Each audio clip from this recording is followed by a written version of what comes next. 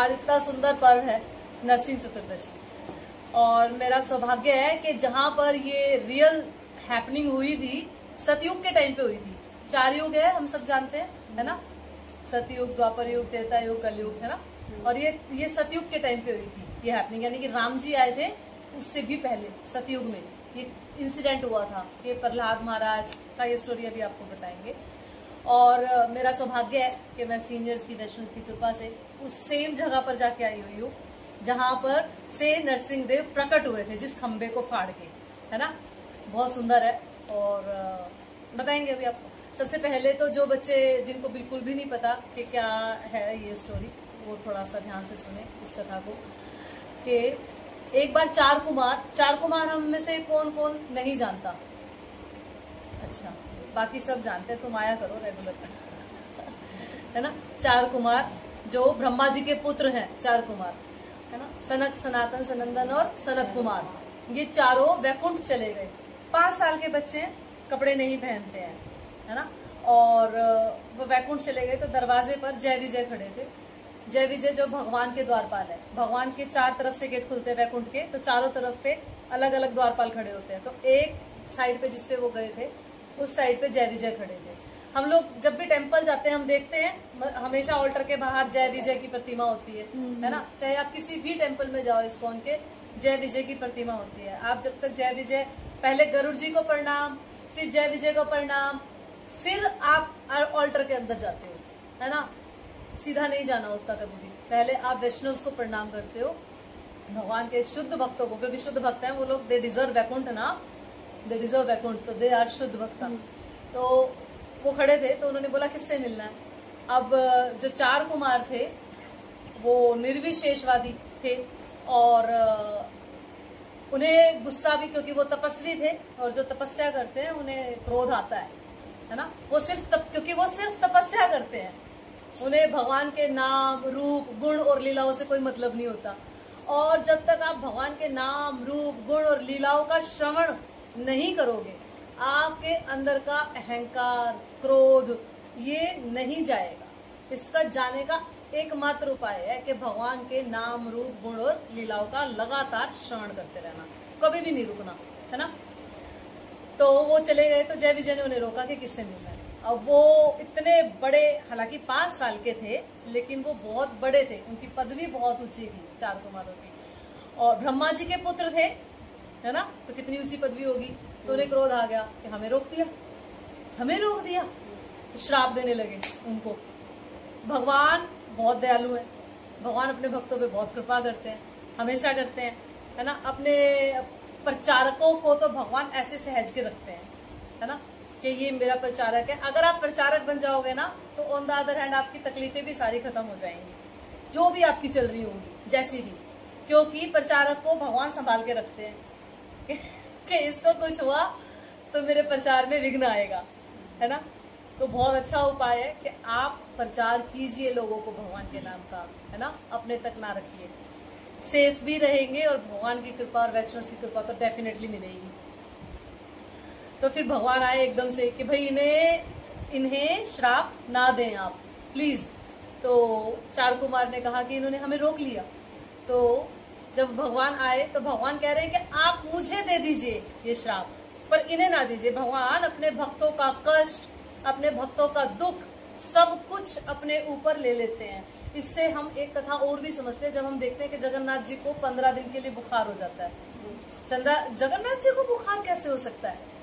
तो जगन्नाथ जी ने अपने एक भक्त की बीमारी ले ली थी, कुछ दिन उसकी सेवा की, उसके बाद जगन्नाथ जी बोले कि मैं ही ले लेता हूँ इसकी तकलीफ को, है ना। 15 दिन जगन्नाथ जी को जगन्नाथपुरी में रेस्ट मिलता है। इतना बड़ा टेम्पल, 1100-1200 साल पुराना, उसमें जगन्नाथ जी के विग्रह, और वो विग्रह रेस्ट पे चले जाते हैं। 15 दिन तक दर्शन बिल्कुल बंद हो जाते हैं, है ना। डेली के लाखों लोग दर्शन करने आते हैं, लेकिन वो 15 दिन दर्शन बंद हो जाते हैं। कहानी क्या है? जगन्नाथ जी बीमार है, जगन्नाथ जी को औषधियां पिलाई जाती है, उनकी केयर की जाती है उस टाइम पे, है ना, और फिर वो ठीक होते हैं। तो उन्होंने अपने भक्त की बीमारी अपने ऊपर ली। तो इसी तरह से भगवान जय विजय के लिए का श्राप अपने ऊपर लेने की कोशिश करते हैं। दूसरी तरफ इसमें एक और बात भी आचार्य जो बताते हैं, अपने आचार्य का जो मूड है वो बताते हैं कि जय विजय को लगा कि लड़ने की इच्छा हो रही होगी कहीं ना कहीं भगवान की। भगवान बेचारे किससे लड़ सकते हैं? भगवान को अपने इक्वल चाहिए ना कोई लड़ने के लिए। अब आपके सामने चींटी आ जाए और एक आ जाए सांप और फिर आ जाए शेर, फर्क है ना? चींटी से तो मैं यूं डील कर लूंगी, है ना, तो सांप और शेर से कैसे करूंगी? तो वो चीज, तो भगवान से लड़ने के लिए उनके बराबर का कोई व्यक्ति चाहिए। तो ये भी एक पास टाइम है कि भगवान की इच्छा को जय विजय ने अपनी इच्छा बनाया और ये लीला हुई। ये लीला कैसे हुई अब आगे? तो फिर जय विजय को 4 कुमारों ने श्राप दिया कि अब जाओ यहाँ से, वैकुंठ लोक में आपका कोई काम नहीं है। और उनके पास इतनी कैपेसिटी है कि वो श्राप दे सकते हैं, उनकी क्षमता है इतनी कि वो श्राप दे सकते हैं, और आप जाओ यहाँ से भूलोक पे और वहां पर जीवन यापन करो। तो भगवान ने कहा कि थोड़ा कम कर दो, कुछ तो कंसेशन दो आप इसमें इनको। तो बोले ठीक है 3 जन्म के लिए जाओ, है ना।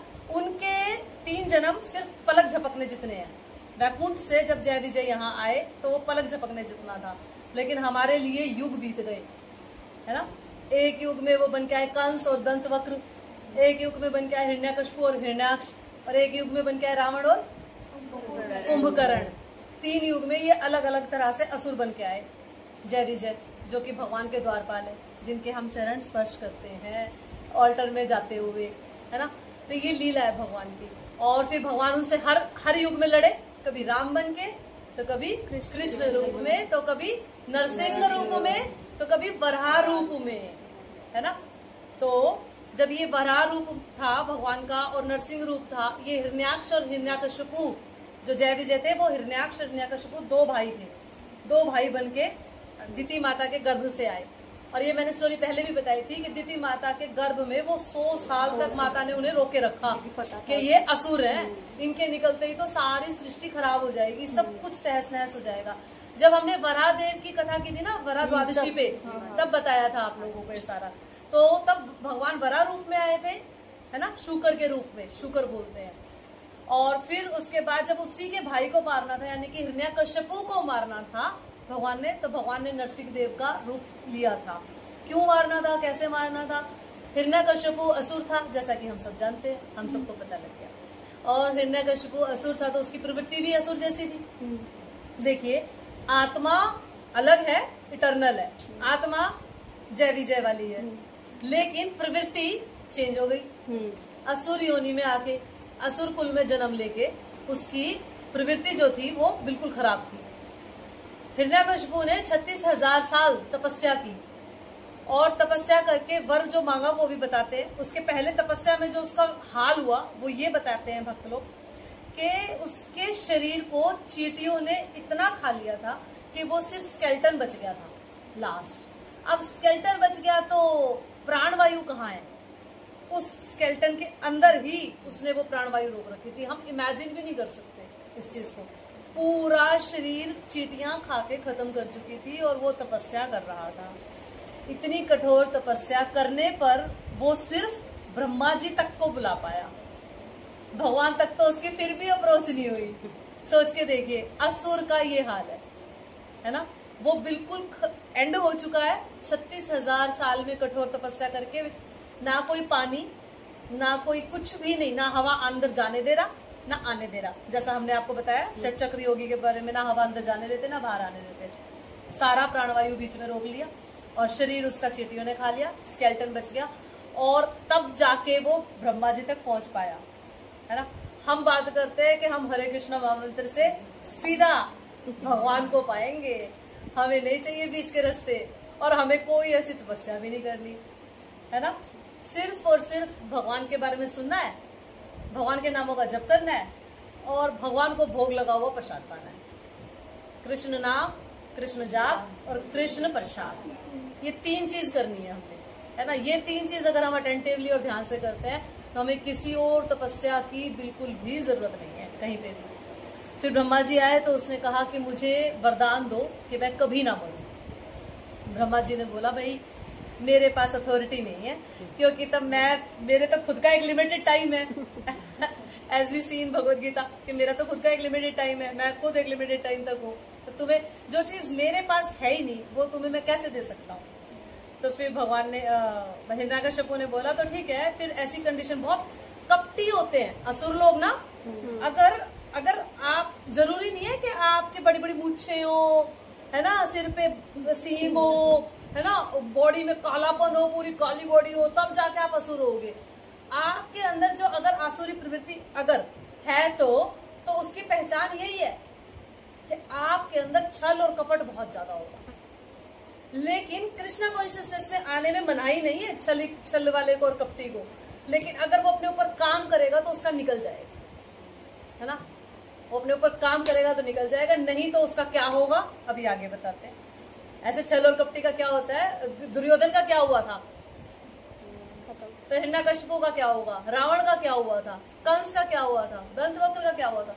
वही हमारा होगा अगर हमारे अंदर, हमारे हृदय में कहीं पे भी छल और कपट है तो, है ना। तो कृष्णा कॉन्शियसनेस में आके पहले तो आप अच्छे इंसान बन जाओगे, फिर आप भक्त बन जाओगे, है ना। और अगर अच्छे इंसान हो तो बहुत जल्दी भक्त बन जाओगे, एज सिंपल एज दैट। तो उसने वरदान मांगा कि मुझे ऐसा वरदान दो कि मैं घर के अंदर भी ना मरूं, घर के बाहर भी ना मरूं, मुझे कोई जानवर भी ना मार पाए, कोई इंसान भी ना मार पाए, मैं किसी शस्त्र से भी ना मरूं और किसी अस्त्र शस्त्र से भी ना मरूं किसी भी तरीके से, और ना मैं सुबह मरूं ना मैं रात में मरूं, ना मैं रात में मरूं। तो ब्रह्मा जी ने बोला हाँ ठीक है। अब उसको लगा कि अब तीसरा जुगाड़ तो आ ही नहीं सकता ना, अब मैंने इतना कंडीशन रख दिया हर चीज के लिए, अब कौन मुझे मारेगा आके, है ना। पर वो ये भूल गए कि भगवान कुछ भी कर सकते हैं, और भगवान अपने भक्तों के लिए तो कुछ भी कर सकते हैं, कुछ भी कर सकते हैं भगवान अपने भक्तों के लिए, तो कुछ भी, है ना। भगवान अपनी जुबान से फिर सकते हैं, मैं युद्ध नहीं करूंगा, मैं युद्ध में शस्त्र अस्त्र नहीं उठाऊंगा, उठा लिए, है ना। भगवान अपने भक्तों की रक्षा के लिए कुछ भी कर सकते हैं। अमेजिंग नहीं है ये बात, मजा नहीं आया सुन के, है ना। पर अपने भक्तों की डिस्क्लेमर है भाई, है ना, तो समझे इस बात को। तो हिरण्यकशिपु ने मांग लिया और ब्रह्मा जी ने बोला ठीक है तथास्तु। और बाय द टाइम हिरण्यकशिपु को एक पुत्र हुए, प्रहलाद महाराज, जिनकी हमने अभी आरती की, प्रभु जी ने कराई आप लोगों को, है ना। जय प्रहलाद महाराज। प्रहलाद महाराज की शिक्षाएं हैं श्रीमद् भागवतम में, बहुत सुंदर शिक्षाएं। और प्रहलाद महाराज बोलते हैं कि अगर कोई आपको बोले ना कि आप इतनी अर्ली एज से भक्ति कैसे कर रहे हो, तो उनको बोलना कि प्रहलाद महाराज बोलते हैं 5 साल की उम्र से भक्ति शुरू की जा सकती है, 5 साल की उम्र से। तो हम तो बहुत लेट है, वी आर लेट, है ना, ऑलरेडी हम लेट है। फिर हमारे पास रिसोर्सेज ढंग के नहीं है, फिर हमारी बुद्धि इतनी अल्प है, थोड़ा बहुत रिसोर्सेज मिल भी जाए तो उसका यूटिलाइज नहीं करते, कहीं से शास्त्र पढ़ने को मिल जाए, भक्तों का संग मिल जाए तो उसका हम सही तरीके से यूटिलाइज नहीं कर पाते, तो क्या ही हाल है। और प्रहलाद महाराज का तो जीवन भी बहुत बड़ा था, उस टाइम पे हुआ करते थे ना, सतयुग में तो जीवन हुआ करते थे लाखों साल के, हमारा तो जीवन भी इतना लिमिटेड है, जिसमें से आधा 25-30% कुछ तो निकल ही गया, है ना। तो समझना चाहिए। तो प्रहलाद महाराज भगवान के इतने सुंदर भक्त थे, और इतने सुंदर भक्त होने के बाद वो सबको यही शिक्षा देते थे, ओम नमो भगवते वासुदेवाय, इसका जाप करो, ओम नमो भगवते वासुदेवाय, इसका जाप करो। और हिरण्यकशिपु वहां पर ये था कि वो सबके लिए भगवान था, है ना, सब उसको भगवान की तरह ही पूजते थे। जैसे कि लोगों को देखा आपने, अमिताभ बच्चन को लोग भगवान की तरह पूजते हैं। एक गांव है इस संसार में, इस पृथ्वी पे, जहां पर शाहरुख खान को भगवान की तरह पूजा जाता है। ऑल्टर में शाहरुख खान की फोटो लगा के उसकी धूप बत्ती उतारी जाती है। हाँ, आप जाके यूट्यूब पे सर्च कीजिएगा, डेफिनेटली देखिएगा। तो इसी तरह से जिसके पास पावर है और पैसा है वो भगवान बन गया लोगों के लिए।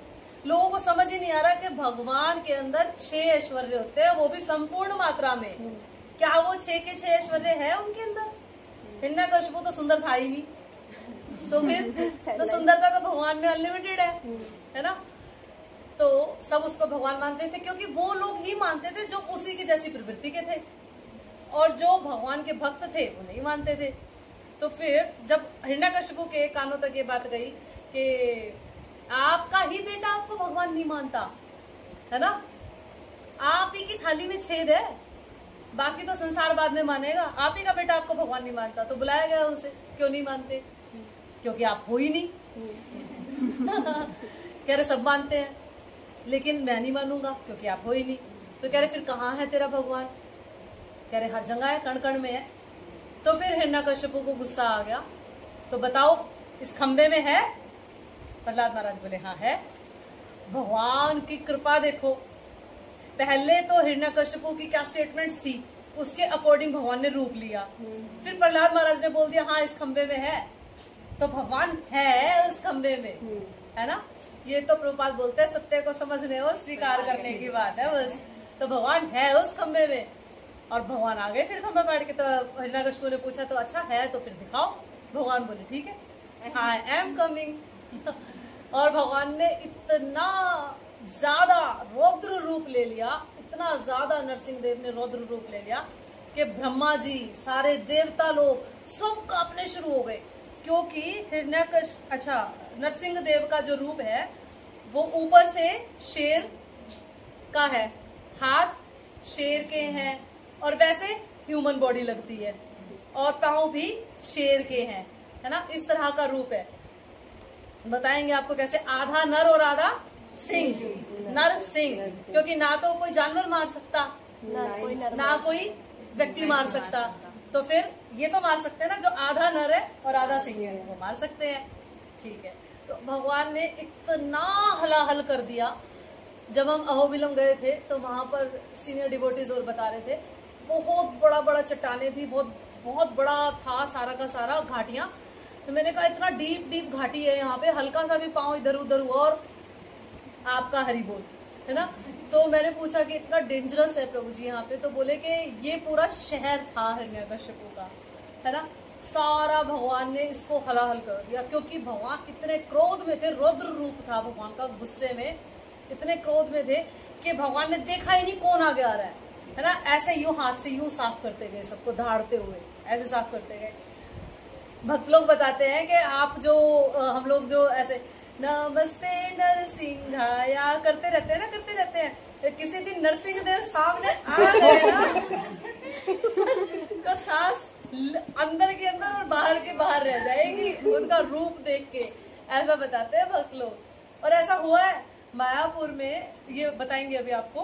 तो भगवान ने मारा हिरण्यकश्यपु को, कैसे मारा? अपनी गोद में रख के मारा, है ना जमीन पे मरा, ना आसमान में, ना नर से मरा, ना किसी पशु से, है ना अस्त्र से मरा, ना शस्त्र से। भगवान ने अपने नाखूनों से उसकी छाती फाड़ दी। और ना घर के अंदर मरा, ना घर के बाहर दहलीज पे मरा, ना सुबह मरा, ना रात को, शाम के टाइम भगवान ने बिल्कुल यूनिकनेस के साथ शाम के टाइम अपने नाखूनों से उसका छाती को चीर दिया, बढ़िया तरीके से, मजेदार तरीके से। और भगवान इतने ज्यादा रौद्र थे, मैंने बताया कि लक्ष्मी देवी भी उनके नजदीक जाते हुए डर रही थी कि कहीं हमारा और ना हमारे ऊपर और ना प्रकोप आ जाए किसी तरह से, क्यों इतना रौद्र था, हम इमेजिन नहीं कर सकते। एक व्यक्ति गया उस टाइम पे उनके पास, प्रहलाद महाराज गार्लैंड्स लेके गए और नरसिंह देव को पहनाई। छोटे से बच्चे, भगवान के भक्त, जिनके कहने से भगवान आए, और फिर भगवान का वो गुस्सा शांत हुआ। हमेशा देखते हैं हम नरसिंह देव के नाखून है, वो है असुरों के लिए, ये हिस्सा बहुत सॉफ्ट होता है, शेर का भी होता है, ये हिस्सा बहुत सॉफ्ट होता है, ये होता है भक्तों के लिए। तो भगवान अपने भक्तों पे ऐसे हाथ रखते हैं, सॉफ्ट वाला हिस्सा डिवोटी के लिए और नाखून नॉन डिवोटीज के लिए, एज सिंपल एज दैट, है ना। भगवान ऐसे रक्षा करते हैं नरसिंह देव। श्री श्री नरसिंह देव भगवान की जय। और फिर नरसिंह देव ने पूछा प्रहलाद महाराज से कि अब आपको क्या चाहिए। प्रहलाद महाराज वाकई भक्त है, उन्होंने कहा मेरे पिता को क्षमा कर दो। हालांकि वो मर चुका है, उसके बावजूद प्रहलाद महाराज ने ये माना, है ना। हम देख सकते हैं कि भक्तों के अंदर करुणा का लेवल, और हम देख पाएंगे इस चीज को कि प्रहलाद महाराज को बहुत तरह के यत्न दिए थे। उनकी बुआ थी, होलिका उनको लेके बैठ गई थी, उसको वरदान था कि वो कभी जल नहीं सकती, वो गोदी में प्रहलाद महाराज को लेके बैठ गई थी। वो असुरी टाइम सतयुग में भी था, जब एक पिता अपने पुत्र को मारना चाहता था, तो अभी कलयुग में आप क्या इमेजिन करोगे, क्या समझोगे, है ना? क्या अपने रिश्ते और क्या पराये रिश्ते। आध्यात्मिकता से जो लोग जुड़े होंगे, चाहे कहीं ना कहीं किसी ना किसी कॉर्नर में उनके अंदर भगवान श्रद्धा होगी, वो आपके लिए सोचेंगे, आप भी दूसरों के लिए तभी सोच पाओगे। आसुरी भाव, आसुरी प्रवृत्ति में कभी नहीं होगा ऐसा, कभी आप दूसरे के लिए नहीं सोच पाओगे। आसुरी प्रवृत्ति का सबसे पहला लक्षण है कि आप सेल्फिश होते हो, ये भी आसुरी प्रवृत्ति है, सिर्फ सेल्फिश बने रहना, मेरा कैसे हो जाए, मैं कैसे कर लूं सब कुछ, है ना, सेल्फिशनेस। ठीक है, तो अभी आपको बताएंगे। अभी समझ आया नरसिंह चतुर्दशी हम लोग क्यों सेलिब्रेट करते हैं। आज के दिन नरसिंह देव उस खंबे से प्रकट हुए थे, और वो खंबा इतना ऊंचा है, मतलब ऐसे करके नाप देखनी पड़ती है, और नीचे से तो, भूमि से तो वो दिखता भी नहीं है ना। हम लोग वेस्ट साउथ इंडिया गए थे, और साउथ इंडिया में बच्चों को पता है, हम लास्ट ईयर गए थे, है ना। तो साउथ इंडिया जब हम गए थे तो हमने काफी बहुत सुंदर सुंदर दर्शन करे, श्रीरंगम जी के, रामेश्वरम भी गए थे, भगवान की कृपा थी, इतना सौभाग्य मिला। और जब नरसिंह देव गए तो वहां पे अहोबिलम एक जगह है ना, अहोबिलम उसी जगह पर नरसिंह देव प्रकट हुए थे, और वहां पर 9 नरसिंह जो है, 9 नरसिंह है जो कि स्वयंभू है। स्वयंभू का मतलब स्वयं प्रकट हुए हैं, किसी ने उन्हें प्रकट किया नहीं है, मतलब मूर्तियां बनाई नहीं गई, है ना, स्वयं प्रकट हुए हैं वो। तो अब आपको 9 के 9 वो नरसिंह देव के बारे में थोड़ा बताने की कोशिश करेंगे। फिर हमारे यहाँ पे जहाँ चैतन्य महाप्रभु, जो कि आज से 500 साल पहले आए थे, भगवान कृष्ण और राधा रानी के कॉम्बिनेशन, उनका जन्म स्थान है मायापुर। वहां पर भी इस्कॉन का एक बहुत बड़ा मंदिर है, जिसमें नरसिंह देव की, जो आज मैंने देखा काफी भक्तों ने स्टेटस पे लगा रखा था, है ना, जिनकी प्रतिमा है, वो प्रतिमा कैसे आई, कैसे बनी, इसकी हिस्ट्री भी आपको बताएंगे। वो भी एक बहुत चैलेंजिंग था डिवोटीज के लिए। तो ये मैं वहां से ही लेके आई थी, थोड़ा छोटा लाई थी, वैसे बड़े साइज भी थे। तो इसमें 9 जो नरसिंह देव हैं, ये सारे स्वयंभू है, मतलब खुद से स्वयं से प्रकट हुए हैं, है ना, किसी की मूर्तिकार नहीं है, बनाए नहीं गए। और वहां पे वो लोग कभी भी कोई फोटो नहीं करने देते, कोई वीडियो नहीं बनाने देते, कुछ नहीं, बहुत रिस्ट्रिक्टेड है सारा मामला। अगर आपको चाहिए तो गूगल से निकालो, हमें क्या है। और फिर वहीं पर ये मिल रहे थे फोटोज, भगवान के दर्शन। तो इसमें से पहला मेन टेम्पल है अहोबिलम, वो बहुत बड़ा टेम्पल है अहोबिलम का जो बना हुआ है, और उसमें नरसिंह देव के विग्रह है। उसमें जो जनरेशन काम कर रही है, वो जनरेशन बहुत पुरानी है, 45वीं जनरेशन अब काम सेवा कर रही है वहां पे, 45। तो सोचो कि वो टेम्पल कितना ही, हाँ, कितना ही इतिहास होगा उस टेम्पल का। 45वीं जनरेशन, मतलब पहले पिता, फिर उसका पुत्र, फिर उसका पुत्र, फिर उसका पुत्र, ऐसे लगे हुए हैं सारे वहां पर। और जो ये टेम्पल है, इसका जो वर्णन है महाभारत, कूर्म पुराण, पद्म पुराण, विष्णु पुराण, इन सब में आता है। जो अहोबिलम का ये जो टेम्पल है, इसमें जो विग्रह है, इसका वर्णन इस सारी जगह पर आता है। और ऐसा भी बताया जाता है कि ये जो टेम्पल है 16वीं सदी का है। अभी हम कौन सी सदी में है?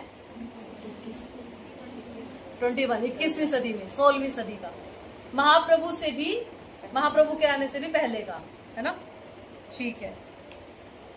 और यहाँ पर जो विग्रह है, उनका जो रूप है वो उग्र नरसिंह है, उग्र यानी कि गुस्से में, है ना, उग्र नरसिंह का रूप है इनपे। ठीक है।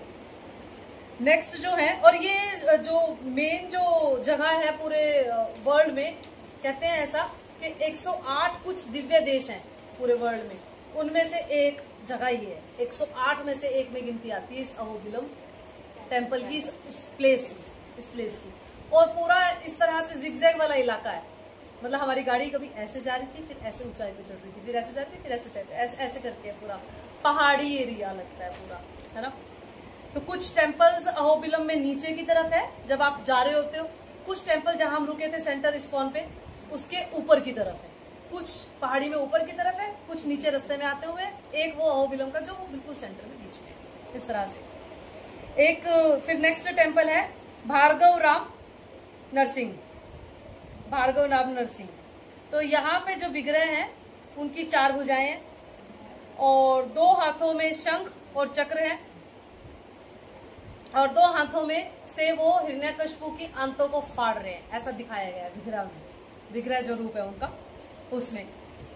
और यहाँ पर एक भार्गव राम नाम के व्यक्ति थे जिन्होंने तपस्या की थी, उनका कुंड भी है टेम्पल के पीछे की तरफ जाके, उनका भार्गव राम जो व्यक्ति थे जिन्होंने तपस्या की थी उनका कुंड भी है। और अभी तो आज तो अभी वो बहुत ज्यादा जर्जर अवस्था में है, लेकिन उस टाइम पे वो कुंड था उनका, और स्नान किया जाता था वहां पर उस कुंड में। जैसे हम गिरिराज्य जाते हैं तो हम गोविंद कुंड, श्याम कुंड, बहुत सारे है ना देखते हैं, तो इस तरह से था। और भार्गव राम नाम पे ही उन्हीं व्यक्ति के नाम पे इन विग्रहों का नाम रखा गया। ठीक है। तीसरे है योगानंद नरसिंह। ऐसा बताया जाता है कि हिरण्यकश्यप को मारने के बाद जब शांत हो गए थे भगवान, और लक्ष्मी जी को भी बिठा लिया था अपनी जगह पे, और प्रहलाद महाराज को भी सहला रहे थे, तो उस टाइम पे फिर प्रहलाद, ऐसा वहां पे जो लोकल रेजिडेंट्स है उनका जो मानना है हम उसी को एक्सेप्ट करते हैं, वो जो बोलते हैं लोकल रेजिडेंट्स जो होते हैं वहां पे, तो हम हर जगह ऐसे ही करते हैं। जगन्नाथपुरी भी जाते हैं तो हम लोकल जो रेजिडेंट्स हैं उनसे हम नॉलेज लेने का कोशिश करते हैं कि कहाँ कैसे क्या रहा। जैसे वृंदावन जाते हैं तो है ना, उनसे ज्यादा हम लोग नहीं जानते चीजों को, प्लेसेस को, स्थलों को। तो वो लोग बताते हैं कि प्रहलाद महाराज को योगा सिखाने के लिए, योगासन सिखाने के लिए हिरण्यकशिपु को मारने के बाद भगवान आए थे उस जगह पर, जो योगानंद नरसिंह है, और उनकी मुद्राएं भी कुछ ऐसे ही है। और वो गरुड़ जी के ऊपर बैठे हैं, और उनके 2 हाथ अपनी जांघा पे टिके हुए हैं, और बाकी के 2 हाथ में शंख और चक्र है, ऐसा। और फिर चौथे हैं छत्रवत नरसिंह। ये छत्रवत नरसिंह का जो टेम्पल है ये बहुत छोटा सा है, एक छत्रवत पेड़ है, पेड़ का नाम है, वृक्ष का नाम, उसके नीचे ये टेम्पल बना हुआ है, इसीलिए इस टेम्पल के जो विग्रह हैं डिटीज, उनका नाम छत्रवत नरसिंह रखा गया। और यहाँ पे खास बात ये है कि यहाँ पर 2 गंधर्व आए थे, हुहु और हाहा, गंधर्वों का नाम था। एक गंधर्व का नाम था हुहु और एक का था हाहा। तो ये गंधर्व आए थे स्पेशल मेरू पर्वत से, और इनको जो ये छत्रवत नरसिंह है, इनको गंधर्व क्या करते हैं, किसी को पता है? गाते हैं। गंधर्व भगवान के लिए मधुर मधुर गीत गाते हैं, तो उन्होंने भी भगवान को ऐसे ही मधुर मधुर गीत गा के खुश किया था। और जो भी व्यक्ति वहां पे जाता है वो भगवान की प्रसन्नता के लिए वहां पे कुछ ना कुछ भजन, कुछ ना कुछ जरूर गा के आता है, ये मान्यता है। हम भी गा के आए थे, एक कुछ ना कुछ वैष्णव सॉन्ग, जयकारा, जो भी आपको सुरीली अपनी आवाज से जो भी गाना हो, आपको जरूर जरूर जरूर गा के आना चाहिए, वहां की मान्यता है। ठीक है। फिर है वराह नरसिंह। वराह नरसिंह में 2 विग्रह हैं, एक विग्रह है लक्ष्मी नरसिंह के और दूसरे हैं वराह नरसिंह।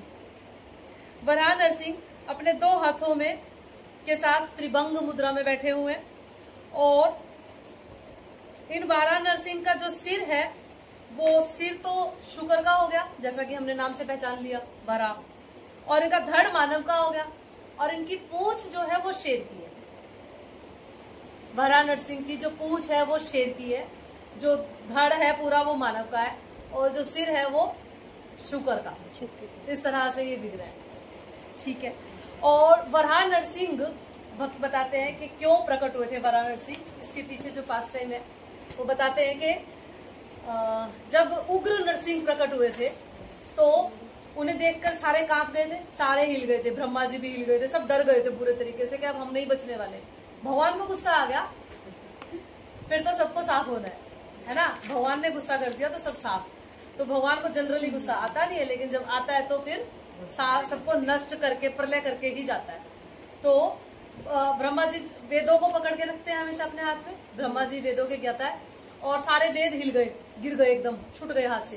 वेद जो पर्सोनिफाइड और रूप ऑफ बुक्स, किताबें है ना, वो सारी किताबें छूट गई हाथ से उनके, और जैसे ही छुटी तो वो पृथ्वी पे गिरी, और पृथ्वी पे उस टाइम पे पानी ही पानी था, क्योंकि पृथ्वी स्वयं पानी में डूबी हुई थी। तो वराह रूप लिया भगवान ने, वराह नरसिंह का रूप, क्योंकि एक वराह रूप ही है जो शुकर रूप ही है, जिसमें भगवान अपने मुंह से जब पृथ्वी को पानी से जल से निकाल के लाए थे, वैसे ही वो वेदों को पानी से निकाल के लाए और उन्होंने उठाया वेदों को वापस और वहां पे गए। इसलिए भगवान ने वरा नरसिंह का रूप धारण किया स्पेशल। फिर है करंज नरसिंह। ये करंज वृक्ष के नीचे है ये नरसिंह, और इनके विग्रह जो है वो ध्यान में बैठे हैं। मतलब ऐसे लगता है जो नरसिंह देव के विग्रह हैं वो बिल्कुल ध्यान में बैठे हुए हैं। और सिर पर फनदार नाग है, नाग लटके हुए हैं, और एक हाथ में चक्र, एक में धनुष, और नीचे के हाथ ध्यान मुद्रा में है भगवान के। एक में चक्र है, एक में शंख नहीं है, धनुष है ना। तो आप ये नॉलेज सिर्फ इसलिए है कि भगवान आप पे कृपा करे, आपके सिद्धि न हो विलम जाए। तो आपके पास नॉलेज हो तो आप उसी के अकॉर्डिंग दर्शन करेंगे, है ना। आपको पता ही नहीं होगा तो दर्शन कैसे होंगे, क्योंकि बहुत गहरे होते हैं, मतलब कि अंदर की तरफ बहुत, और लाइट कम होती है, कुछ हमारे अंदर योग्यता इतनी कम है कि हम दर्शन कर ही नहीं पाते हैं। तो इसलिए पहले आपको नॉलेज हो तो आप उसके अकॉर्डिंग वहां पे भगवान के दर्शन कर सकेंगे। फिर एक और है माँ लोला नरसिंह, है ना। और यहाँ पर भगवान अपनी पत्नी लक्ष्मी जी के साथ विराजमान है। ये पहले नरसिंह है जो कि अपनी पत्नी लक्ष्मी जी के साथ विराजमान है, क्योंकि माँ लोला का अर्थ ही है, ये माँ का अर्थ लक्ष्मी, लक्ष्मी माँ, और लोला का अर्थ इसमें बताया गया है प्रिया, मतलब कि मेरी प्रिया, लक्ष्मी प्रिया, यानी कि स्वयं लक्ष्मी माता, ऐसा। और ऐसा बताया जाता है कि यहाँ पर जो भगवान के दो हाथ में शंख चक्र है, और नीचे के हाथ, एक हाथ अभय मुद्रा में है, और बायां हाथ लक्ष्मी जी को गले लगाए हुए, मतलब लक्ष्मी जी को अपनी तरफ गले में लेते हुए, उनके गले में हाथ डालते हुए, इस तरह से मुद्रा है नरसिंह देव की, बहुत ही सुंदर है। और फिर 8वें है ज्वाला नरसिंह। ज्वाला नरसिंह सबसे ऊपर है, जो मैंने बताया वहां पर जहां हमने सारे दर्शन किए, सारे नरसिंह देव के। एक रह गए थे हमारे, क्योंकि वो आदिवासी एरिया था और वहां पर जाना बहुत रिस्ट्रिक्टेड था, वहां पर सिक्योरिटीज के साथ जाया जा सकता था, और हम कई लोग थे और सिक्योरिटी लेने का इतना साधन नहीं बना, क्योंकि हम लोग एक ट्रेनिंग के लिए गए हुए थे एक्चुअली में। तो ट्रेनिंग भी करनी थी, पूरा पूरा दिन हमारी ट्रेनिंग चलती थी, बीच में कुछ समय लगता था, तो उसमें भगवान की कृपा से भक्त दर्शन करवाते थे। तो उस दर्शन में जब हम जाते थे तो वो बोले कि ये एक हम छोड़ेंगे, क्योंकि आदिवासी एरिया है और यहाँ पर दिक्कत हो सकती है, बिना सिक्योरिटी के जाए, ठीक है। तो ज्वाला नरसिंह जो है वहां पर ही भगवान ने हिरण्यकश्यपु को चीरा था, और देवताओं ने नरसिंह भगवान को शांत करने के लिए सुर गंगा भगवान के सर से, सुर गंगा का जल भगवान के सर से डालना शुरू किया था कि जल सर से जल जाएगा तो नरसिंह देव शांत होते जाएंगे धीरे धीरे। और वो जल बाद में भवनाशिनी नामक नदी में जाके मिल गया, जो पास में ही है वो नदी।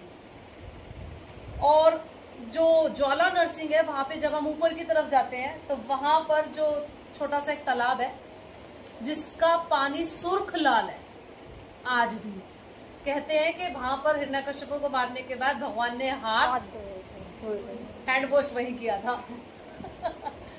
वो ज्वाला नरसिंह मेन जगह वही है जहां पर खंबा फाड़ के भगवान ने नरसिंह हिरण्यकश्यप को चीरा था। नदी का नाम क्या था? कौन सी नदी? जिसमें जो सुरगंगा का पानी आके गिरा था, जिसमें हाथ धोए थे, वहां पे एक छोटा सा तालाब है। अच्छा। बहुत पहाड़ी एरिया है वो, बहुत ऊंचा, बहुत ही ऊंचा। वहां पे बहुत थोड़े से लोग बड़ी मुश्किल से बैठ पाते हैं जाके। हाँ, कृपा है भगवान। नहीं, एक्चुअली मैं ज्वाला नरसिंह का जो मेन पॉइंट था, जो मेन चढ़ाई थी, थोड़ा सा पीछे रहते, वहां पर डिवोटीज लोग नहीं लेके गए, बिल्कुल खड़ी ट्रैकिंग थी वो। उसके पहले जो उसके थोड़ा सा नीचे था वो भी ज्वाला नरसिंह ही बोला जाता है, जहां से हम लोग, वहां पे भी बहुत लिमिटेड लोग बैठ रहे थे और 4-4.5 घंटे हम लोग खड़ी चढ़ाई करके गए थे, है ना, डंडे हाथ में ले लेके। और बीच में प्रहलाद महाराज की पाठशाला भी आई थी, और वहां ऐसी इतनी सुंदर पाठशाला कैसी थी, प्रहलाद महाराज की जो स्लेट थी वो ये लगा के चलो कि ये पूरा विकास नगर, यस, ये पूरा विकास नगर।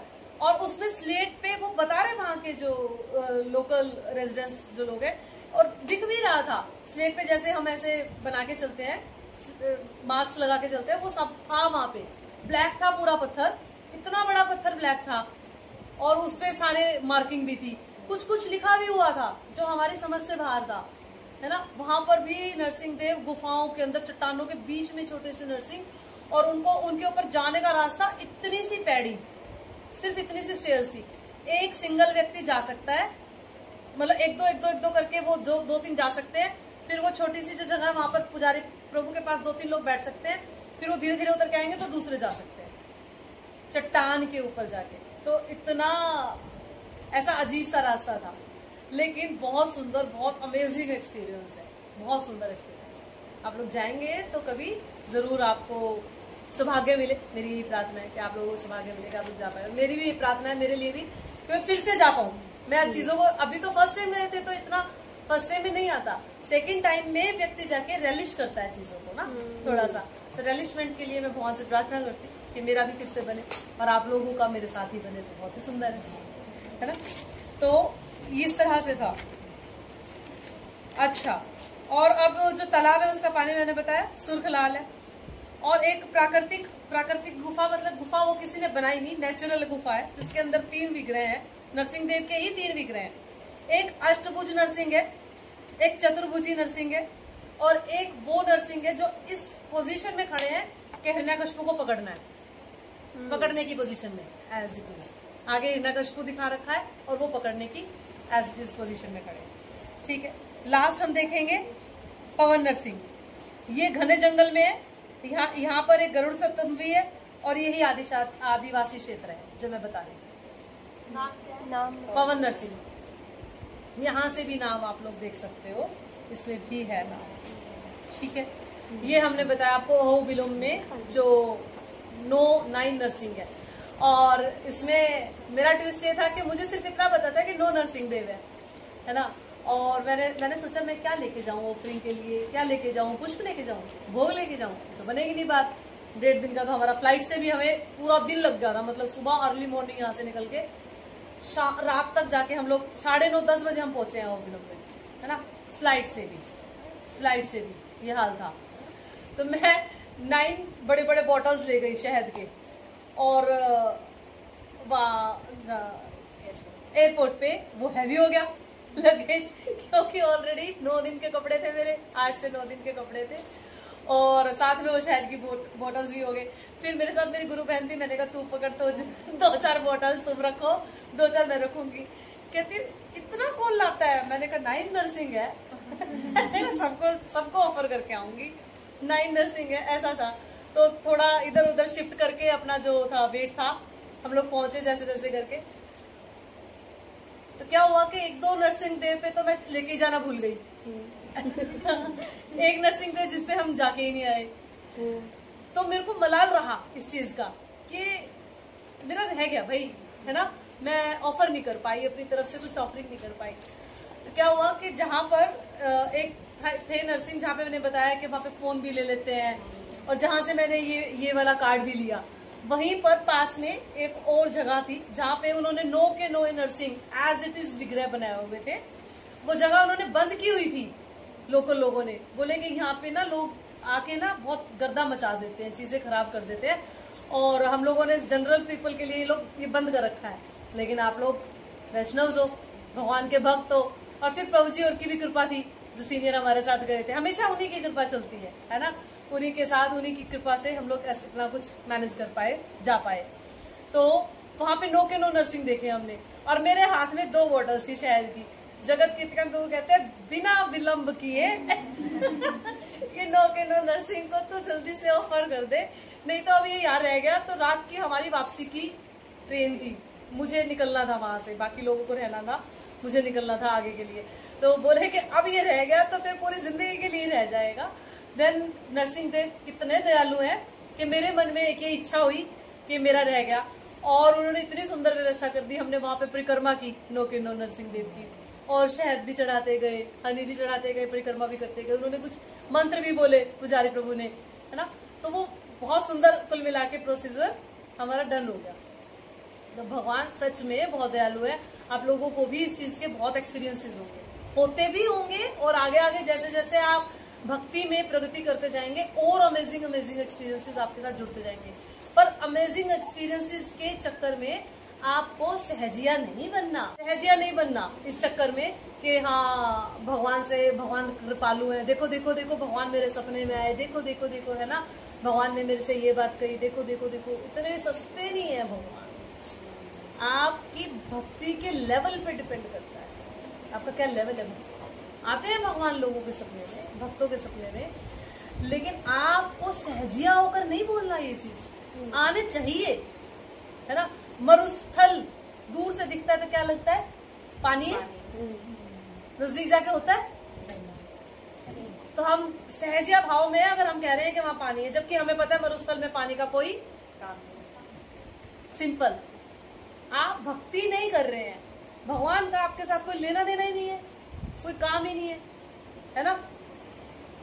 आप नियमों का पालन नहीं कर रहे हैं, आप शास्त्रों को नहीं मान रहे हैं, आप वैष्णव को नहीं सुन रहे हैं, उनको फॉलो नहीं कर रहे हैं, भगवान का कोई लेना देना नहीं आपसे। भगवान कैसे आएंगे आपके सपने में, या आपके साथ कोई लीला करने, या आपने भोग लगा दिया तो कुछ करने, कैसे रिसोर्सेज तो आपने सारे कट कर दिए, है ना। शास्त्र ना पढ़ने, ना किसी वैष्णव से सुनने, ना किसी का कहना मानना, अपने मन की भक्ति करनी, सारे रिसोर्सेज आपने काट दिए।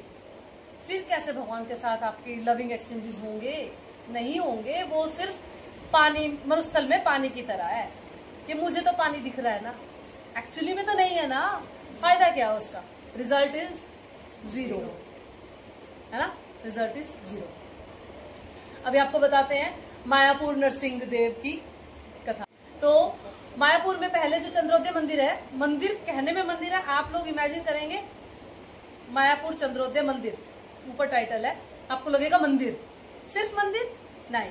उसके अंदर गुरुकुल है इतना बड़ा, उसके अंदर ट्रेनिंग सेंटर्स हैं इतने बड़े बड़े, उसके अंदर गौशालाएं हैं इतनी बड़ी बड़ी, उसके अंदर फ्लैट्स हैं, बिल्डिंग्स हैं बड़ी बड़ी, टेम्पल। अगर आप पूरे टेम्पल को का एक राउंड मार के आना चाहते हैं, यानी कि परिक्रमा, तो आपको 2 घंटे से ज्यादा चाहिए। इतना बड़ा मायापुर चंद्रोदय मंदिर है।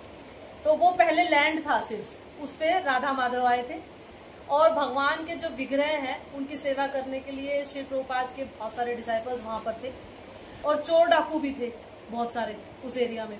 खाली एरिया था, अभी वो भर चुका है। अभी तो वहां पे ना दिन में दिवाली नजर आती है। अगर आप अब जाओगे ना कभी, मैं पीछे गई थी तो मैंने कुछ वीडियोस भी शेयर किए थे, अगर कोई ग्रुप में था तो। उस टाइम पे मैं मायापुर गई थी, कुछ वीडियोस मैंने शेयर किए थे उस टाइम पे, और वहां पे दिन में दिवाली नजर आती है मायापुर में। अब इतनी रौनक है वहां पर। गौर पूर्णिमा स्पेशल बनाई जाती है। गौर पूर्णिमा महाप्रभु का आविर्भाव दिवस स्पेशल 1 महीने पहले वहां फेस्टिवल शुरू हो जाते हैं, और देश विदेश से भक्त लोग आते हैं, असंख्य भक्त लोग आते हैं। तो वहां पर जब चोर डाकू आते थे, वो डेली हमला करते थे, डेली कुछ ना कुछ करते थे। राधा रानी के विग्रह उठा के ले गए थे मायापुर में, चोर डाकू चोरी करके ले गए थे। प्रभुपाद जी के उठा के ले जाने वाले थे, तो प्रभुपाद जी के विग्रह के लिए भक्तों ने बहुत विरोध किया। शायद राधा रानी के विग्रह भी गए नहीं थे, उठाने आए थे, और डिसाइपल्स ने विरोध किया। विरोध में डिसाइपल्स, अब भक्त तो भक्त है ना, वो तो अपने साथ गन लेके नहीं चलता, है ना। तो अभी उन्होंने चोट खाई बहुत ज्यादा। अब भक्त लोग वहां पे बहुत डर गए, और श्री प्रभुपाद बोले कि ये तो चीजें खराब हो रही है यहाँ पे ना। तो श्री प्रभुपाद ने नरसिंह देव के विग्रह स्थापित करने का विचार किया। ठीक है, अब ये जो विग्रह स्थापित करने हैं, इतनी बड़ी सेरेमनी करनी है, इसका सारे का बहुत बड़ा खर्चा होना था। तो इस खर्चे को एक डोनर थे, भक्त भी थे, राधा दास करके नाम था उनका, उन्होंने जिम्मा लिया कि मैं ये सारा का सारा जिम्मा अपने ऊपर लेता हूँ, टेम्पल बनाने का और विग्रहों का खर्चा, स्थापना का, सब कुछ। ठीक है, अब भक्त लोग लग गए ढूंढने कि अब नरसिंह देव के विग्रह कौन बनाएगा, क्योंकि नरसिंह देव के विग्रह बनाना के लिए बहुत सारे प्रोटोकॉल्स होते हैं, है ना। कोई भी शिल्पकार का मन किया और उसने नरसिंह देव के विग्रह गढ़ दिए, ऐसा नहीं होता। और उन्होंने नरसिंह देव के विग्रह बनाने भी उस शिला से थे जो शिला जीवित हो। अब जीवित शिला का जो लक्षण होता है, जो सिम्टम होता है, वो ये होता है कि उसे आप 7 जगह से अलग अलग बजाओगे तो उसमें 7 जगह से ध्वनि आएगी। ये लक्षण होता है जीवित शिला का। दूसरा लक्षण होता है कि उसमें कीट पतंगे रह रहे होंगे, शिला के अंदर कीट पतंगे घर बना के रह रहे होंगे, सारे के सारे जो छोटे छोटे जानवर होते हैं वो रह रहे होंगे, और वो रेखा खींच के जाएंगे इस तरीके की, उस शिला के अंदर इस तरह की रेखा खींची जाती है जैसे जनेऊ होता है, जनेऊ धारण करते हैं भक्त लोग, वैसे इस स्टाइल में ऐसी शिला जीवित होती है। अब ऐसी शिला ढूंढना कोई घर के बाहर तो नहीं थी किसी के, है ना। तो फिर ये दो भक्तों ने इसका जो फाइनेंशियल था वो तो एक भक्त ने लिया, उसके बाद जिसने बनवाना था, मतलब जिसने घूमना था कि कौन बना के दे, कौन बना के दे, किस शिल्पकार के पास जाए, तो वो 2 भक्तों ने जिम्मा लिया इसका। और वो 2 भक्त जब उन्होंने बहुत करके इधर उधर से ढूंढा के एक शिल्पकार उन्हें मिले, फाइनली सब जिनके पास जाते थे सब मना कर दिया करते थे, नरसिंह देव के विग्रह नहीं बना सकेंगे, नरसिंह देव के विग्रह नहीं बना पाएंगे, नहीं बना पाएंगे, हर जगह से निराशा निराशा निराशा निराशा।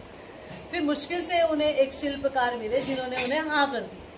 अब वो थे शंकराचार्य जी के डिसाइपल, और जब वो शंकराचार्य जी के पास गए कि भाई ऐसा है, मुझे नरसिंह देव के विग्रह बनाने का ऑफर आया, शंकराचार्य ने बिल्कुल साफ रिजेक्ट कर दिया, मना कर दो उन्हें, नहीं बनाने, है ना।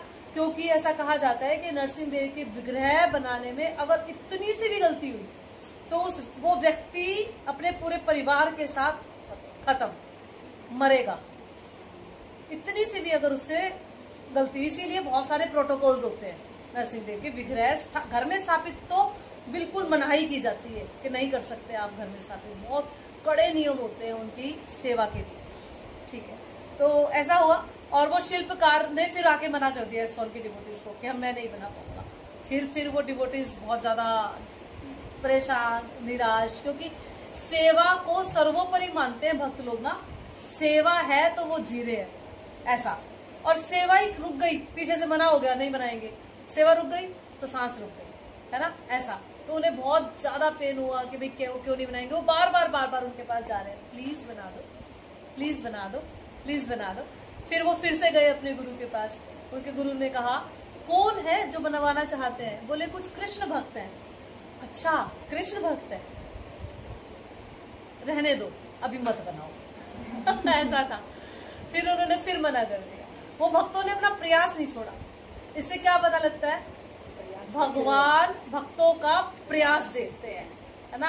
आपका रिजल्ट नहीं देखता, आपका क्या मार्क्स आए, आपने कितना परफॉर्म कर दिया, आपने आज 64 माला कर दी, शाबाश, अटेंटिवली नहीं करी, 0, प्रयास नहीं किया, उसमें क्वांटिटी पे जोर दे दिया। तो भगवान रिजल्ट नहीं देखते कभी भी, सिर्फ और सिर्फ आपके एफर्ट्स देखते हमेशा। तो फिर वो भक्त लोग फिर से गए उनके पास। इन बिटवीन जब वो जा रहे थे तो वो जो शिल्पकार थे, उन्हीं के गुरु जो शंकराचार्य थे, उनके सपने में आए और बोले कि आप मेरी आज्ञा, आप उनके कृष्ण भक्तों के नरसिंह देव के विग्रह बना दो भाई, और कोई अपराध नहीं लगेगा, कोई तकलीफ नहीं आएगी, मैं बैठा हूँ, आप बना दो विग्रह। तो जब वो भक्त उनके ट्रेवल करके वहां तक पहुंचे तो उन्होंने कहा हाँ मैं बना रहा हूँ, मेरे गुरु की आज्ञा हो गई है, अब मैं विग्रह बना रहा हूँ। ठीक है, उन्होंने विग्रह बनाने के लिए अब शिला ढूंढनी शुरू की। शिला ढूंढने में कई महीने लग गए, है ना। ऐसा नहीं था कि राजगढ़ में फोन किया, पत्थर लेने आ रहे हैं, ट्रक यहाँ से भेजा, लोड कराया और चलो जी आपके घर का पत्थर तैयार है, आपके मंदिर का पत्थर तैयार है, ऐसा नहीं था। तो फिर जब जाके शिला मिली, उन्होंने अपने साथ लोगों के साथ मिलके, कारीगर के साथ मिलके नरसिंह देव के, पहले तो उन्होंने शास्त्र पढ़े, जो शिल्पकार थे, कि शास्त्रों में नरसिंह देव का कैसा वर्णन है। और डिवोटीज कैसा चाह रहे थे? डिवोटीज ने एक ड्राइंग बना के दे दी कि हमें क्या चाहिए ड्राइंग में, हमें उग्र नरसिंह चाहिए, उग्र रूप चाहिए नरसिंह देव का, ऐसा रूप कि ऐसे हाथों उनके और ऐसे ही पैरों उनके, आप देखिए मायापुर में ऐसे ही हाथ और ऐसे पैर, just like he is ready to jump, है ना, बस छाती फाड़ी और कूदे, कुछ इस तरह के विग्रह चाहिए थे उन्हें नरसिंह देव के। तो पहले तो इतना कॉम्प्लिकेटेड सिचुएशन, ऊपर से उनके डिमांड्स ऐसी कि हमें ऐसे विग्रह चाहिए। तो अब उन्होंने शास्त्र पढ़े कि क्या मुझे प्रोटोकॉल्स फॉलो करते हुए किस तरह से मैं एक्चुअली विग्रह बनना जो शिल्पकार बनाते हैं वो उनके हाथ में नहीं होते। ये हमने राम जी के उदाहरण में देखा होगा अयोध्या में, जो शिल्पकार है he is highly educated person, और वो क्या बोलते हैं, मैंने तो ये नहीं बनाया है। उसकी स्टेटमेंट हमने सुनी सोशल मीडिया पे, वो कहते हैं मैंने नहीं बनाए थे भाई, ये अपने आप ऐसे बने, मैंने तो कुछ और बनाए थे, है ना। तो ऐसा होता है हमेशा। तो शिल्पकार के हाथ में नहीं होता कि वो क्या बना रहे हैं, कैसा बना रहे हैं, वो अपने आप भगवान के विग्रह बनते जाते हैं। लेकिन कुछ प्रोटोकॉल्स तो फॉलो करने होते हैं ना, उसके लिए उन्होंने पूरा शास्त्रों के नियमों के हिसाब से बनाए। रेडी हो गए, शिल्पकार निश्चित हो गए। अब रेडी करके वो उनके ऊपर एक कवर करके विग्रहों को, और अपने परिवार के साथ घूमने चले गए कहीं पे छुट्टियां मनाने। काफी बड़ा एक टाइम पीरियड हो गया था काम करते हुए, ही नीड अ ब्रेक, वो चले गए। इन बिटवीन उन्होंने उनको भी कॉल कर दिया था डिवोटीज को कि आप आके इस टाइम तक लेके जा सकते हैं विग्रह अपने। और जैसे ही वो घूमने गए तो वहां पर उन्हें कॉल आया कि आपका घर जल गया पूरा, और वो वापस आए इमरजेंसी में भागे हुए। उन्होंने देखा कि घर पूरा जल चुका है, लेकिन नरसिंह देव के विग्रह को कुछ भी नहीं हुआ। नरसिंह देव के विग्रह इतने से भी नहीं खराब हुए, इतना से भी डैमेज नहीं।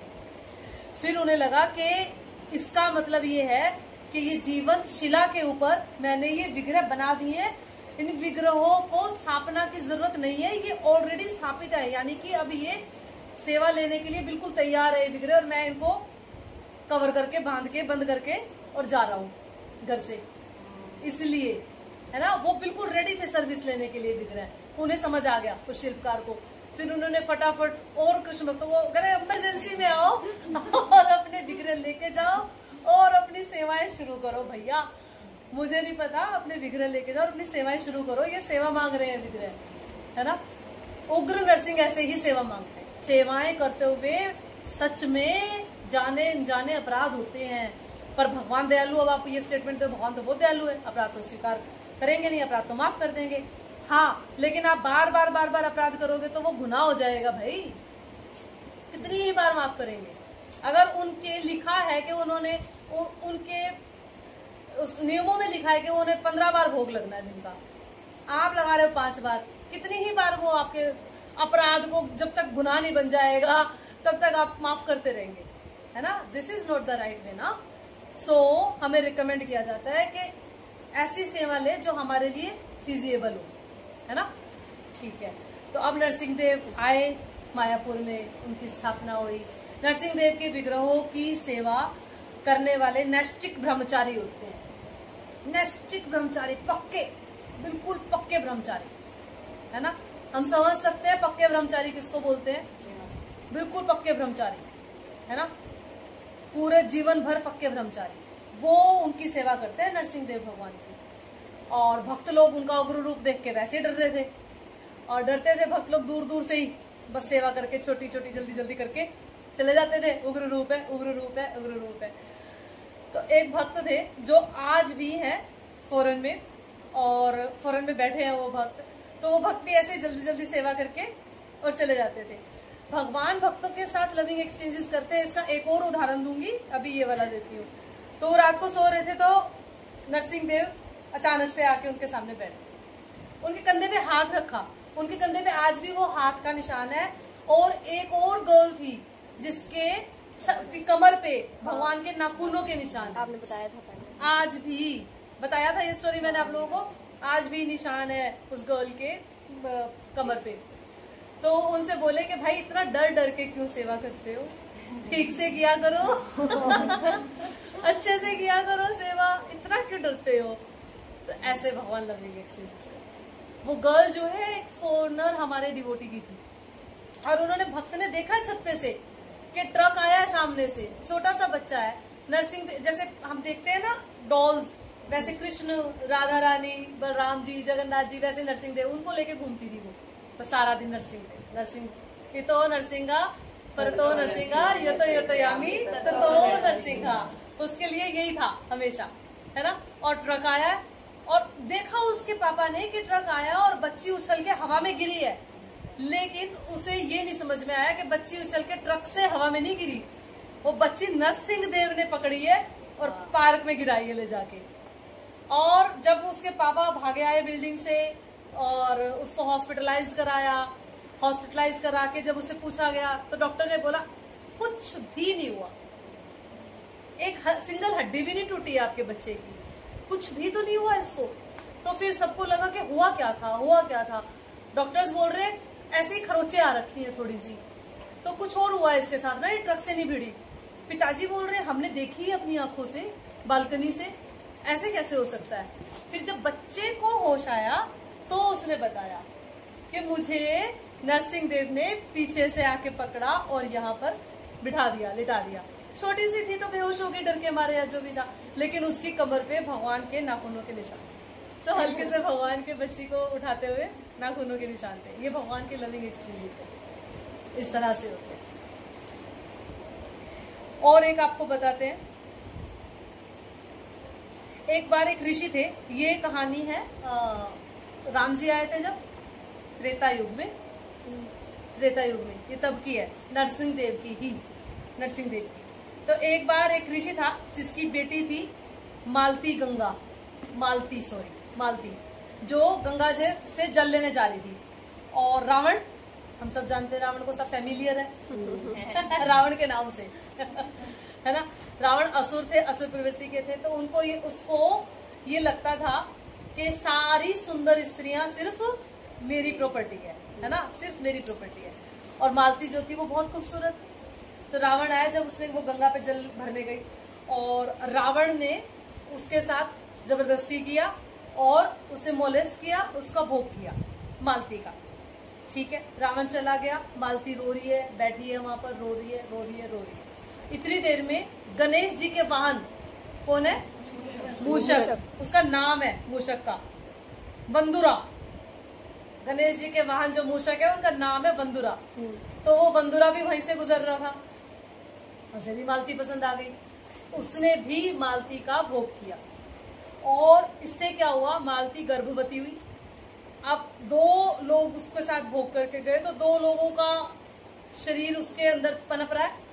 तो हुआ क्या कि जो बच्चा उत्पन्न हुआ वो मूषक का रूप और स्ट्रेंथ रावण की लेके पैदा हुआ। और वो बच्चा असुर था, असुर तो था, असुरी तो होगा। रावण की उसने स्ट्रेंथ ले ली और मूषक का उसने रूप ले लिया। अब वो असुर, वो हाहाकार मचा रहा चारों तरफ। अब उसको मारने के लिए भी तो कोई चाहिए, तो उसको मारने के लिए नरसिंह देव आए।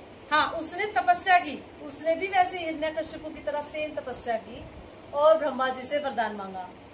और जब उसने ब्रह्मा जी से वरदान मांगा तब जाके नरसिंह देव आए। कौन से रूप में, बिड़ाल नरसिंह बोलते हैं, बिड़ाल नरसिंह।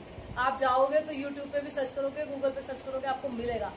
बिड़ाल नरसिंह का जो विग्रह है वो इस तरह से है कि उनका जो चेहरा है, पूरा नीचे का शरीर जो है वो कमर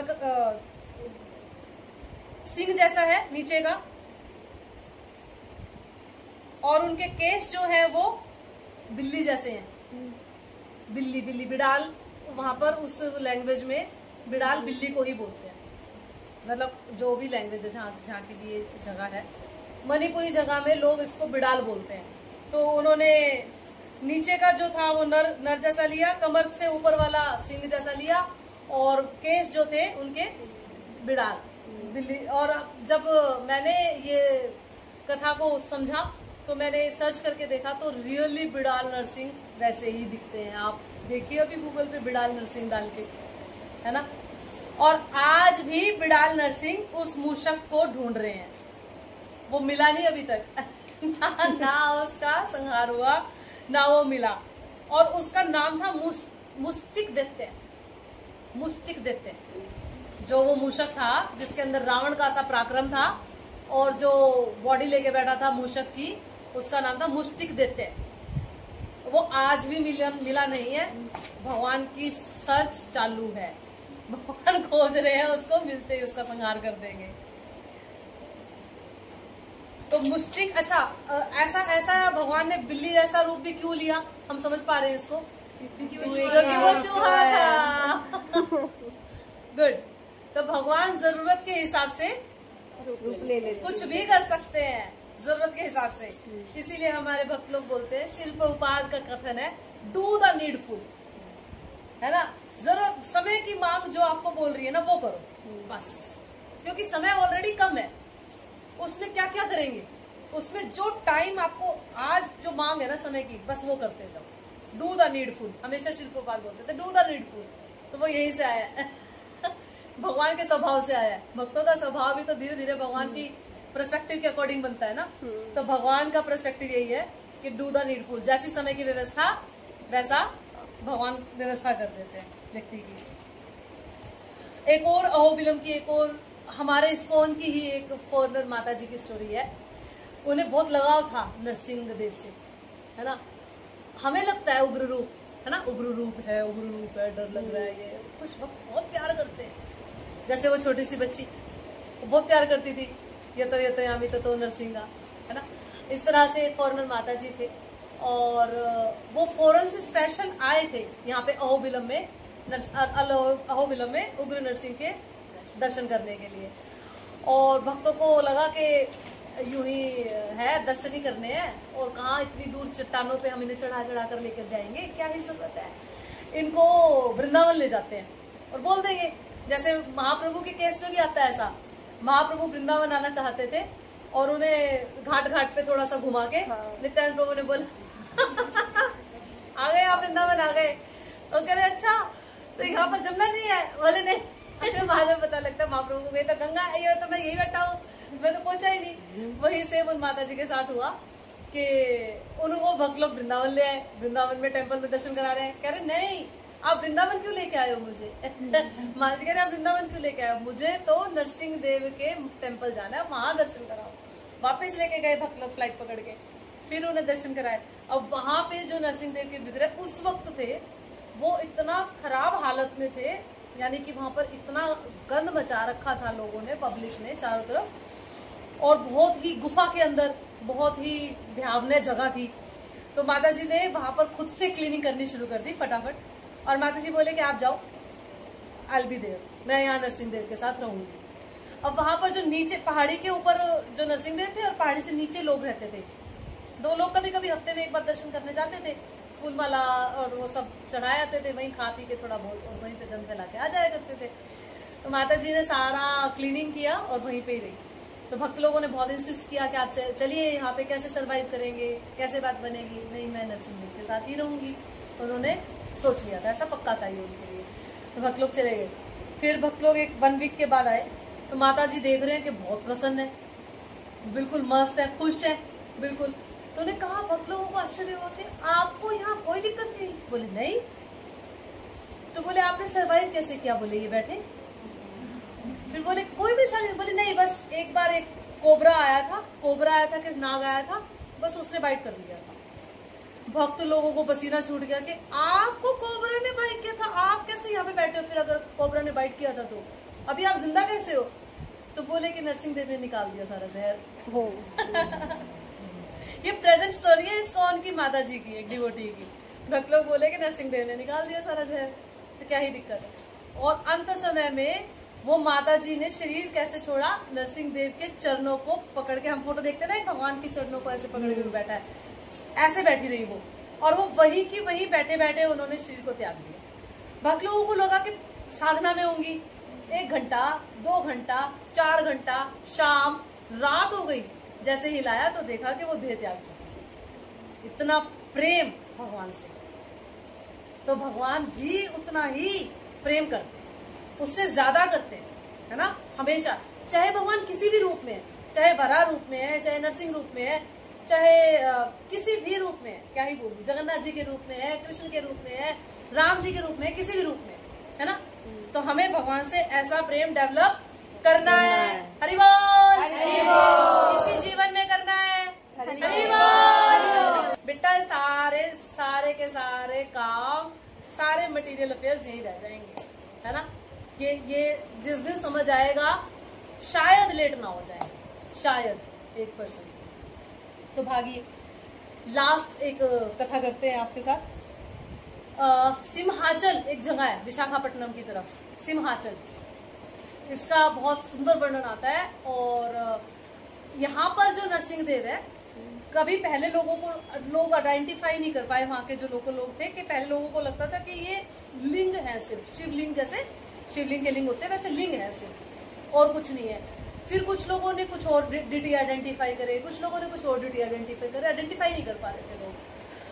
और इनकी विशेषता ये है कि अक्षय तृतीया के दिन, जब मैं अक्षय तृतीया की कथा करती हूँ, मैंने एक बार माताजी लोगों के बीच में की थी, तब मैंने बताया था, उसमें से अक्षय तृतीया का एक सिग्निफिकेंस, कई सिग्निफिकेंसेस है, उसमें से एक सिग्निफिकेंस ये भी है कि अक्षय तृतीया के दिन ही यहाँ पर जो मैं बता रही हूँ सिंहाचल में जो नरसिंह देव है, उनके दर्शन होते हैं सिर्फ एक दिन साल में।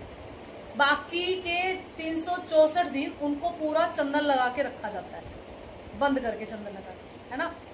तो ये विग्रह बताए जाते हैं कि ये भी स्वयंभू है, ये भी किसी ने बनाए नहीं है। और प्रहलाद महाराज इनकी सेवा पूजा आराधना करते थे। बाय द टाइम ये जो विग्रह हैं, इनके ऊपर पहाड़ जमता गया और ये दब गए। और एक बार उर्वशी के साथ उनके जो प्रेमी है वो विमान लेके जा रहे थे उस पहाड़ी के ऊपर से, और वो विमान एकदम से क्रैक हो गया। क्रैक हुआ तो उनको उसी पहाड़ी के ऊपर रुकना पड़ा, उनके पास चॉइस नहीं थी। जैसे हम भी कभी जाते हैं तो हम समझ सकते हैं, कहीं व्हीकल खराब हुआ आपका तो वहीं आपको स्टक हो गए आप, तो उन्हें रुकना पड़ा।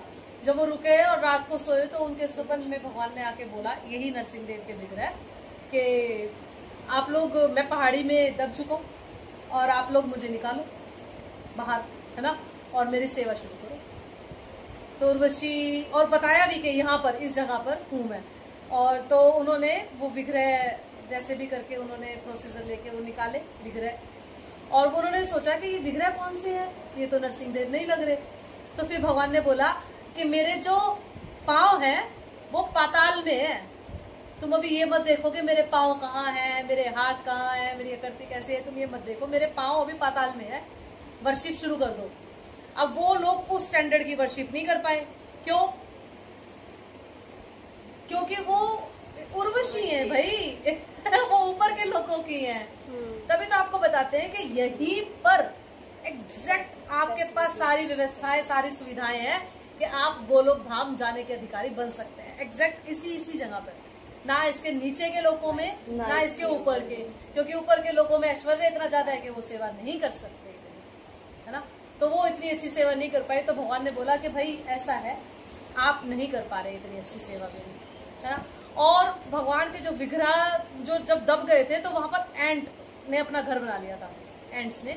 और भगवान ने बोला कि आप मेरी सेवा इन्हीं के ऊपर छोड़ दो, मैं इन्हीं के यही कर लेंगी, बस ये एंट्स मेरी सेवा करेंगी, ऐसा कथन था भगवान का। और आप नहीं अच्छी कर पा रहे, I am not satisfied with you. और फिर नहीं कर पा रहे तो हाँ, भगवान ने साथ में ये भी कहा कि एक काम करो कि अभी मुझे नहीं लगता कोई एलिजिबल है मेरी सेवा करने के, तो जब तक मेरे विग्रह दिखेंगे तब तक सेवा होगी, और जैसे ही विग्रह दिखने बंद होंगे तो सेवा नहीं होगी। तो मुझे चंदन के लेप से ढक दो। तो पूरा साल आज भी उसी जगह पर 480 किलो चंदन लगता है, साल में 4 बार लगता है। वो 4 बार आप नोट कर सकते हैं। एक बार तो अक्षय तृतीया के नेक्स्ट डे, अक्षय तृतीया वाले दिन उन्होंने दर्शन खोले, नेक्स्ट डे सुबह सुबह उन्होंने 120 किलो चंदन लगा दिया भगवान को। और फिर 120 किलो चंदन वो लोग लगाते हैं विशाखा पूर्णिमा को, 120 किलो लगाते हैं ज्येष्ठ पूर्णिमा को, और 120 किलो लगाते हैं आषाढ़ पूर्णिमा को। उनका तरीका है ये, वहां पे जो पूजा करने वाले, वर्शिप करने वाले पुजारी है, उनका तरीका ये 120 किलो चंदन घिसने का। समझ कैसे, कितनी स्ट्रेंथ के साथ वो लोग घिसते होंगे और भगवान को कवर करके रखते हैं, ऐसा। और एक और है, मायापुर में आपको बोट का सहारा लेना पड़ता है।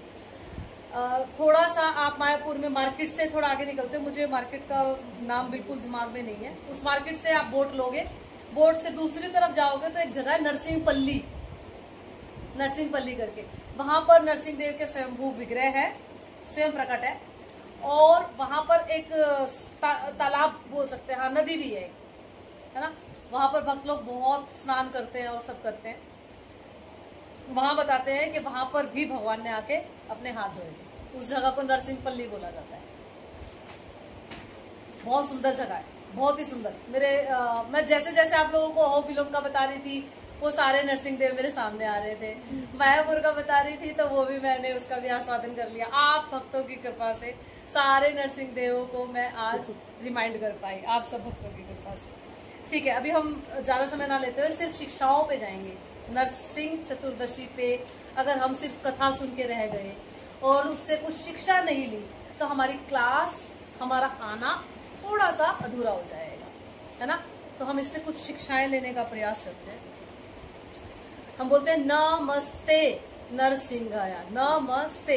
तो भक्त लोग बताते हैं इसका संधि विच्छेद करके कि न का मतलब है अहंकार का प्रतीक और म का मतलब है ममतव, यानी कि मैं और मेरा। हम घुसे हुए ना इसमें, मैं और मेरा। इसकी थर्ड बात हमें आती नहीं है, आती? इसकी तीसरी बात हमने सीखी ही नहीं है। हमारी डिक्शनरी पूरी हो गई, हमारा सिलेबस कंप्लीट हो गया, मैं और मेरा, है ना, बस इतना।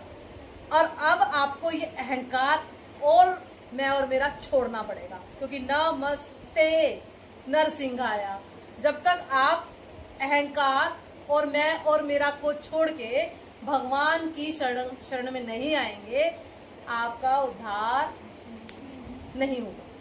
मैंने बोलना था उद्धार होना निश्चित है, नहीं निश्चित नहीं है, उद्धार नहीं होगा, है ना। और भक्ति भी नहीं कर पाओगे, मैं मेरा और अहंकार। अब आप जब भी नमस्ते नरसिंहा गाओगे आपको याद आएगा, है ना। तो इसको ध्यान से गाना, न अहंकार, म यानी कि मैं और मेरा, नमस्ते नरसिंहाय, मैं अपना अहंकार और मैं और मेरा आपको शरणागत करती हूँ भगवान। मैं अपना अहंकार और मैं और मेरा आपको देती हूँ भगवान, और फिर मैं भक्ति करना चाहती हूँ, तब ही कर पाएंगे, पात्रता ही तभी आएगी। ठीक है, दूसरा मैंने आपको बताया था शिक्षा कि नरसिंह भगवान भक्तों की इच्छा पूरी करने के लिए कुछ भी कर सकते हैं, कुछ भी रूप ले सकते हैं। भक्त भगवान के लिए इतने प्रीशियस है, तो भक्तों की वाणी कैसी हुई? ऑफ कोर्स प्रीशियस हुई। जब एक भक्त के लिए भगवान अपने आप को बदल सकते हैं तो उस भक्त की वाणी कितनी प्रीशियस है। तो हमें ये शिक्षा लेनी चाहिए कि भक्तों की वाणी आपके जीवन के उद्धार के लिए है, आपके परोपकार के लिए है। कई बार लग सकता है कि ये मेरे से मैच नहीं कर रही वाणी, मूड मैच नहीं कर रहा, मूड का क्या करना है आपको। ऐसा बताते हैं कि नरसिंह देव के पास जो पावर थी वो पावर उठ के वैष्णव की जीवा पर आ गई, और वैष्णव जो जीवा से अपने मुख से निकाल देते हैं ना, वो ही होना चाहिए उनकी प्रसन्नता के लिए।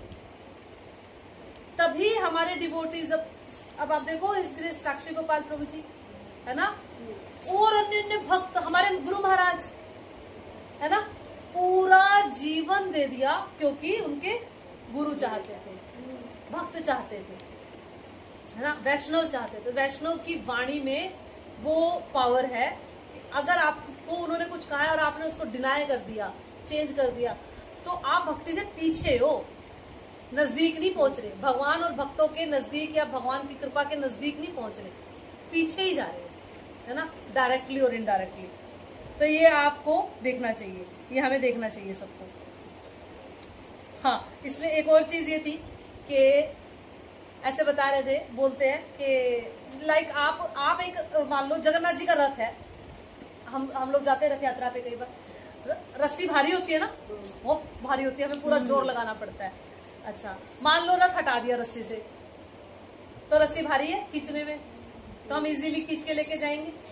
तो इस तरह से एक डिवोटी बता रहे थे कि हम कुछ वक्त जगन्नाथपुरी गए थे, और वहां पर जाने का मतलब था, रस्सी खींचने का मतलब था कि हमें सैकड़ों लोगों की लातें खानी थी, तब जाके हम 2 मिनट के लिए रस्सी खींच सकते थे। हमने जैसे तैसे करके सैकड़ों लोगों की लातें खा के, पेशेंस देखो भक्तों का, नहीं तो क्या जरूरत है, क्या जरूरत है मुझे किसी की लात खाने की। लोग जाते हैं वहां पे, वहीं के होके रह जाते हैं बेचारे, भीड़ में दब के मर जाते हैं, फिर भी जाते हैं।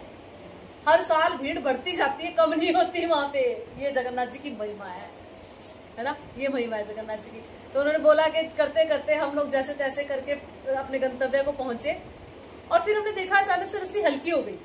हम उसे खींचे जा रहे, चले जा रहे, मजा आ रहा है, रस्सी तो बहुत हल्की हो गई। पीछे मुड़ के देखा तो रथ तो पंडा ने उतार लिया।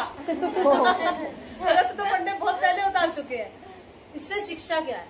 इससे शिक्षा है कि हम शास्त्रों को पढ़ रहे हैं, बस सुन रहे, लेकिन उस पे अध्ययन कर नहीं रहे, उस पे स्वाध्याय कर नहीं रहे, उस पे मेडिटेट कर नहीं रहे, कुछ नहीं आएगा, खाली रस्सी खींच रहे हो।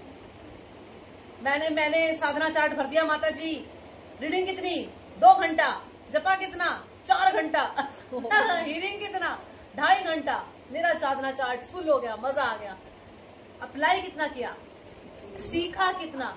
अच्छा सीखना भी था, मुझे लगा रूटीन करना था बस, है ना, वो भी नहीं चले। आपने शास्त्र पढ़े लेकिन आपने उसकी रथ तो हट गया, रस्सी खींच ली, बस ये शिक्षा है।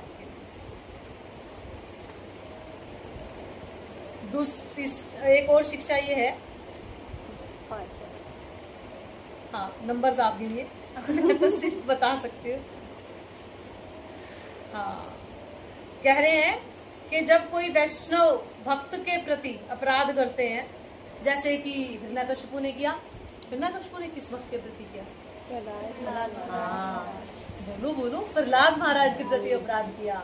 वो उनका बेटा था तो क्या, वो उनका बेटा बन के आ गया तो क्या, थे तो परम वैष्णव, उनके प्रति अपराध किया, क्या हुआ उसका विनाश। इसी तरह जब हम भक्तों के प्रति अपराध करते हैं, इससे डरना नहीं है, सिर्फ समझना है इस चीज को, तो क्या होता है, हमारी भौतिक चीजों में आसक्ति बढ़ जाती है। जो ऑलरेडी भौतिक आसक्ति में अब कहोगे बाहर जाके, माता जी ये जो बाकी रोहतक में इतनी सारी लड़कियां हैं, इन्होंने किसके प्रति अपराध किया? भाई ये उस सिस्टम में घुसी ही नहीं है, ये उस सिस्टम की बंदी नहीं है, तो कैसे क्या अपराध होगा इनका। लेकिन आप जब उसमें भक्ति करने आए हो और फिर आप अपराध कर रहे हो, और अब आपको पता नहीं लग रहा, तो सीधा सिम्टम है आपकी भौतिक आसक्तियां बढ़नी शुरू होती है। जैसे ही आपकी भौतिक आसक्तियां कम होनी शुरू होती है, यानी कि वैष्णव की कृपा बढ़ रही है, तो और अगर आपकी भौतिक आसक्ति बढ़ती जा रही है धीरे धीरे, पहले के मुकाबले में चेक करना होता है खुद को बार, तो इसका मतलब आप अपराध आ गए। वैष्णव भौतिक आसक्ति का मतलब सीधा वैष्णव, सीधा। ये हमने हिरण्यकशिपु की स्टोरी से एक और शिक्षा ली, है ना। ठीक है, हम नरसिंहदेव के चरणों में आज सब मिलके प्रार्थना करते हैं कि हम अपना अहंकार, अपना मैं और मेरा उनके चरणों में समर्पित करते हैं। हमें भगवान इतना सामर्थ्य दे कि हम वैष्णव की वाणी पर उतर सके करें और अपने जीवन को सफल कर सके। सारा हमारा भक्ति में या और लाइफ में भी हमारे जितने भी कष्ट है, जितने भी तकलीफ है जो हमें भक्ति करने से रोकती है, वो खत्म हो। श्री नरसिंह देव भगवान की जय। नरसिंह चतुर्दशी महामहोत्सव की जय। श्रील